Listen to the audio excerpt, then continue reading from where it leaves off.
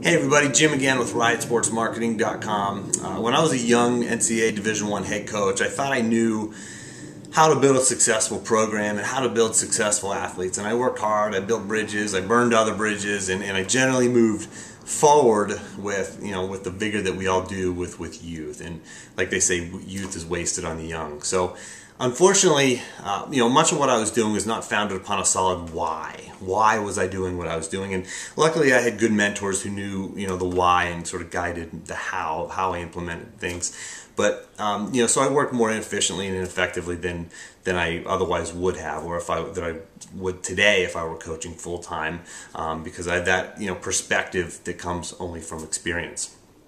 And, when you know how to do something, you can move from point A to point B to point C until a task is complete. And the problem is, most of the time we can't go from A to B to C because of a myriad of issues that can derail us or derail a task. And sometimes that derailment can cause you to ask deep questions and profound questions of why. Why did the athlete do that? Or why did more people not show up at my event? Or why am I doing this job? So if you understand the why, then the how becomes much more clear. The how may take you more steps, it may take you a different route, it may often lead you to a different result than if it had not been based on a more concrete why. But for sports coaches, this could be anything from an injury to an athlete, a key athlete, or a decision from athletic administrator to the weather. So that's why success is such a challenge. Successful coaches understand why. And because they understand why, they can more easily figure out how, even if the how is not readily apparent. So looking at some examples in the real world, when the BP oil spill disaster struck, the why in why the oil spill needed to be stopped was evident.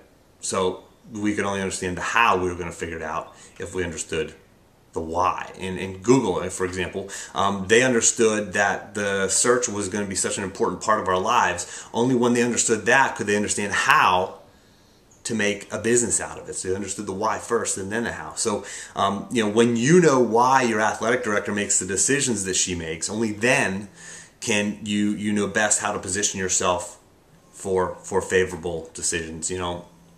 When Jay Robinson, the head wrestling coach at University of Minnesota, understood why getting more fans was so important to his wrestling team, he could much more easily figure out how to get them in the door and end up setting NCAA dual meet attendance records. And this mentality also led to his team winning 3 NCAA Division I team titles. So how can you implement this practically in your athletic program?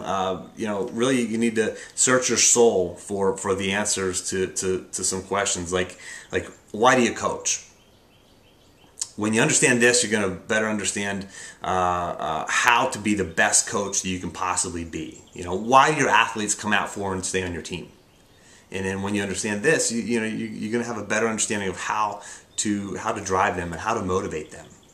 And when you understand why your fans are the most important asset to your team, then you're going to more easily understand how to reach them and how to leverage them to help you and your program attain your goals. So if you want to learn more about, a little bit more about why positive coaching is good for your team, is good business, and how you can use that to help you reach your goals. And you can join me as I'm going to be working with David Jacobson of the Positive Coaching Alliance for a free webinar called Why Positive Coaching is Good for Business. And then we're going to discuss how to benefit from building that positive team culture. So that's going to be on Wednesday, May 4th at 9 p.m. Eastern Time, 6 p.m. Pacific Time. It's totally free, space is limited, and you can click right below this video to register online. Good luck. Look forward to seeing you.